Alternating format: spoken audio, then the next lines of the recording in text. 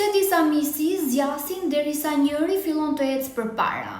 Një nga gjërat më të dhimbshme mbase është që jo çdo miqësi është ndërtuar për të zgjatur përgjithmonë. Kam miq që janë pranë teje kur ndani të njëjtin nivel, të njëjtat shqetësime, të njëjtën rutinë ditore, por sapo njëri fillon edhe ndryshon, të ketë objektiva më të mëdha, të kërkojë për një jetë më ndryshe, marrëdhënia fillon edhe zbehet, fillon edhe ftohet. Dhe kjo nuk ndodh gjithmonë nga xhelozia, mendoj.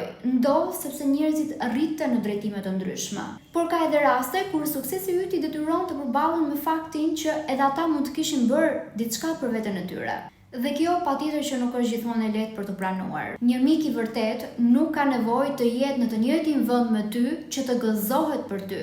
Ai nuk ndihet i kërcënuar nga rritja jote, por është i lumtur që të shet të ecësh përpara. Prandaj humbja e një miqësie ndonjëherë nuk është një shenjë që ti ke bërë diçka gabim. Mund të jetë thjesht shenjë që rrugët tuaja tashmë nuk janë të njëjta.